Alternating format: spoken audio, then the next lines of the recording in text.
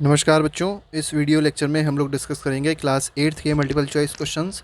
ये हिस्ट्री के multiple choice question और चैप्टर नंबर 1 के हैं। ठीक है, इसमें एमसीक्यूज भी डिस्कस करेंगे, ट्रू फॉल्स भी डिस्कस करेंगे और कुछ फिल इन द ब्लैंक्स भी होंगे और मैच द कॉलम भी होंगे। तो चलिए फर्स्ट क्वेश्चन देखते हैं। इसमें कहा गया history of British India was written by. तो हिस्ट्री ऑफ ब्रिटिश इंडिया जो बुक है वो किसने लिखी है? तो first option is Charles Darwin, गलत है। सेकेंड ऑप्शन जेम्स मिल, यही सही है। तो बी ऑप्शन इसमें सही हो जाएगा। नेक्स्ट क्वेश्चन में कहा गया है the first governor general of India was. तो गवर्नर जनरल पहले भारत के कौन थे? तो भारत के पहले गवर्नर जनरल थे वॉरेन हेस्टिंग। ठीक है, तो Warren Hasting will be the correct answer of question number 2।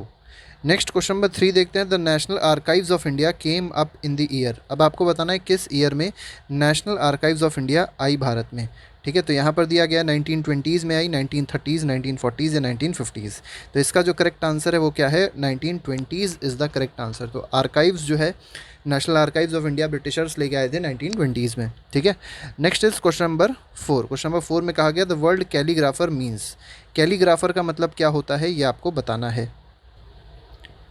तो कैलीग्राफर का मतलब है, फर्स्ट ऑप्शन दिया गया है one who is specialized in the art of painting, गलत है। जिसकी पेंटिंग अच्छी होगी उसको कैलीग्राफर नहीं कहेंगे। One who is art of music, ये भी गलत है। आर्ट ऑफ ब्यूटीफुल राइटिंग, ये बिल्कुल सही है। ठीक है, तो जिसके जो स्पेशलाइजेशन होता है, जिसके पास ब्यूटीफुल हैंड राइटिंग में, उसको क्या कहा जाता है? कैलीग्राफर कहा जाता है। और अगर कार्टोग्राफर पूछते तो मैप जो बनाता है उसको कार्टोग्राफर कहते हैं। ठीक है, सेंसस के बारे में पूछा गया। Census operations are held. अब सेंसस कितने साल में एक बार होता है आपको पता होगा। ब्रिटिशर्स के टाइम से सेंसस स्टार्ट हुआ है और आफ्टर 10 ईयर्स सेंसस हमेशा कंडक्ट होता है। ठीक है, इसके बाद हम लोग डिस्कस कर लेते हैं। ये कुछ क्वेश्चंस हो गए, इसके बाद हमारे पास आ जाएंगे कुछ यहाँ पर फिल इन द ब्लैंक्स। तो फिल इन द ब्लैंक्स अब एक एक करके डिस्कस कर लेते हैं। फर्स्ट में कहा गया है the colonial government gave much importance to the practice of. ठीक है, तो कॉलोनियल गवर्नमेंट जो थी बहुत ज़्यादा इंपॉर्टेंस देती थी किसको? Practice of surveying. पहले ये सर्वे करती थी किसी भी चीज़ का, कोई भी काम करने से पहले सर्वे करते थे। ठीक है, तो surveying will be the correct answer. Next देखिए, बी ऑप्शन में कहा गया है, सेकंड क्वेश्चन है historians have usually divided Indian history into. तो जो हिस्टोरियंस थे उन्होंने इंडियन हिस्ट्री को 3 भाग में डिवाइड किया था। एंशियंट था, फिर दूसरा था मिडीवियल और तीसरा था मॉडर्न। तो इसमें आज आंसर आ जाएगा मिडीवियल। ठीक है, पहला हो जाएगा मिडीवियल और तीसरा हो जाएगा क्या? मॉडर्न। तो जो ब्रिटिश की हिस्ट्री है इंडिया में वो क्या है? मॉडर्न हिस्ट्री है। नेक्स्ट इज क्वेश्चन नंबर 3 में देख लेते हैं। A history of British India is a massive dash work. तो कैसा वर्क है? मासिव कैसा वर्क है? बहुत बड़ा वर्क है। तो अगर आप देखेंगे हिस्ट्री ऑफ ब्रिटिश इंडिया की किताब है और ये 3 वॉल्यूम में छपी है। ठीक है, तो 3 वॉल्यूम बुक है ये, 3 वॉल्यूम है, इसमें 3 वॉल्यूम वर्क है। नेक्स्ट में कहा गया Mill thought that all Asian societies were at dash level of civilization then Europe. तो जेम्स मिल जो थे उनको क्या लगा? जेम्स मिल को ये लगता था कि जो एशियन सोसाइटीज़ थी वो लोअर लेवल पे थी as compare to the civilization of Europe. तो यहाँ पे लोअर लेवल आ जाएगा। जो एशिया की सोसाइटीज़ थी वो लोअर लेवल की थी as compare to that of Europe. Next is question number 5। इसमें देखिए the British established specialized institutions like. अब ब्रिटिशर्स जो थे उन लोग ने कौन से इंस्टीट्यूशंस को इस्टेब्लिश किया? तो जैसे आर्काइव्स उन्होंने इस्टेब्लिश करी और साथ ही साथ म्यूजियम्स को उन्होंने इस्टेब्लिश किया था। किसने? ब्रिटिशर ने। और क्योंकि ब्रिटिशर डॉक्यूमेंट्स को रखना बहुत अच्छे से जानते थे और डॉक्यूमेंट्स की अहमियत को जानते थे। नेक्स्ट देखिए, कहा गया ट्रू और फॉल्स बताना है, कौन सा सही है कौन सा गलत है। British were very particular about preserving official documents. तो बिल्कुल सही स्टेटमेंट दिया गया है। ऑफिशियल डॉक्यूमेंट्स को प्रिजर्व करना ब्रिटिशर ने ही हम लोग को सिखाया, या ये कह सकते हैं कि वो लोग बहुत ज़्यादा प्रिजर्वेटिव थे, या ये कह सकते हैं कि वो ऑफिशियल डॉक्यूमेंट्स को बहुत प्रिजर्व करके रखते थे और वहीं से ये सब चीज़ें आगे चल के आई हैं। Printing began to spread by the middle of 20th century, ये भी ऑप्शन सही है। जो प्रिंटिंग थी वो अप्रॉक्सीमेटली 20th सेंचुरी में ही स्टार्ट हुई है और तभी स्प्रेड होना स्टार्ट हुआ है इसका।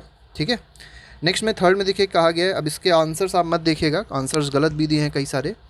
The periodisation of Indian history offered by James mill was not at all accepted. देखिए, जो पीरियडाइजेशन जेम्स मिल ने दिया वो दिया था हिंदूज़, मतलब इन्होंने हिस्ट्री को डिवाइड किया था हिंदूज़, मुस्लिम्स और किसके हिसाब से? ब्रिटिश के हिसाब से। और इसको एक्सेप्ट नहीं किया गया। ठीक है, इसको बहुत ज़्यादा हिस्टोरियंस ने एक्सेप्ट नहीं किया था। तो जो बात दी गई है बिल्कुल सही है। ठीक है, तो इसमें हो जाएगा ट्रू ऑप्शन। नेक्स्ट देखिए, फोर्थ कहा गया the British carried out detailed surveys by 19th century in order to map the entire country. तो ये बात सही है ठीक है, गलत नहीं लिखा हुआ है। तो ब्रिटिश जो है उन्होंने क्या किए थे, सर्वेस किए थे 19वीं सेंचुरी में, जिससे पूरे भारत का एक प्रॉपर तरीके का मैप क्रिएट किया जाए। ठीक है, नेक्स्ट क्वेश्चन पे आते हैं। नेक्स्ट जो क्वेश्चन है वो हमारा एक और क्वेश्चन यहाँ से मिल जाएगा इसमें हमको। देखिए इसमें एक और ट्रू एंड फॉल्स है, तो देखिए जो ट्रू और फॉल्स है वो 5th क्वेश्चन है। James mill glorified India and its culture in his book a history of British India. तो ग्लोरीफाई नहीं किया था इंडिया को, ये गलत ऑप्शन दिया गया है, इसका उल्टा सही होना चाहिए। ठीक है, तो इसमें फॉल्स हो जाएगा, ग्लोरीफाई नहीं किया है। ठीक, नेक्स्ट देख लेते हैं मैच द कॉलम है। मैच द कॉलम में देख लेते हैं क्या क्या दिया गया है। अ प्लेस, एक मिनट थोड़ा छोटा कर दें, ठीक है। A place where historical documents और record of a government etcetera are kept. तो एक ऐसी प्लेस जहाँ पर ऑफिशियल रिकॉर्ड डॉक्यूमेंट गवर्नमेंट के रखे आते हैं उनको क्या कहा जाता है, दे आर कॉल्ड आर्काइव्स। ठीक है, तो दे आर कॉल्ड आर्काइव्स, पहला ऑप्शन सही है, पहले का सी ऑप्शन हो जाएगा। ठीक है, सी से मैच कर देंगे। A building in which objects of historical और scientific interest are kept to show them to the public. अब देखिए यहाँ पे रखा गया था गवर्नमेंट के जो भी डॉक्यूमेंट्स थे, यहाँ पे क्या है, हिस्टोरिकल जो भी ऑब्जेक्ट्स हैं, जो भी साइंटिफिक इंटरेस्ट की चीज़ें हैं, वो पब्लिक को शो करने के लिए रखी जाती है, तो ये होता है म्यूज़ियम। ठीक है, दिस इज़ कॉल्ड म्यूज़ियम। इसके बाद दिया गया है an important test of British administration. तो ब्रिटिश एडमिनिस्ट्रेशन का एक इम्पॉर्टेंट टेस्ट क्या होता था, तो एक इम्पॉर्टेंट टेस्ट ये होता था कि ये लोग बहुत ज़्यादा सर्वे पे भरोसा करते थे, बहुत ज़्यादा सर्वे करते थे। तो इसमें आंसर हो जाएगा कैरिंग आउट सर्वेज। और नेक्स्ट कहा गया subjugation of one country by another. तो एक कंट्री का दूसरे कंट्री पे ये कह सकते हैं मतलब कब्ज़ा कर लेना, वो एक तरीके से क्या है, कॉलोनाइजेशन होता है, जैसे ब्रिटिश ने इंडिया पर किया था। तो ये हमारे पास एक बेसिक छोटा सा रिकैप था इस चैप्टर का, जो MCQ के बेस में था, fill in the blanks, true false और मैच द कॉलम के बेस में था। तो अगर वीडियो अच्छा लगता है तो लाइक ज़रूर करिएगा। आज के लिए फ़िलहाल इतना ही, thank you very much, good bye, जय हिंद। और हाँ, एक चीज़ और याद रखिएगा कि अगर आपको बाकी के MCQs देखने हैं तो आप प्लेलिस्ट में जाके चेक कर सकते हैं।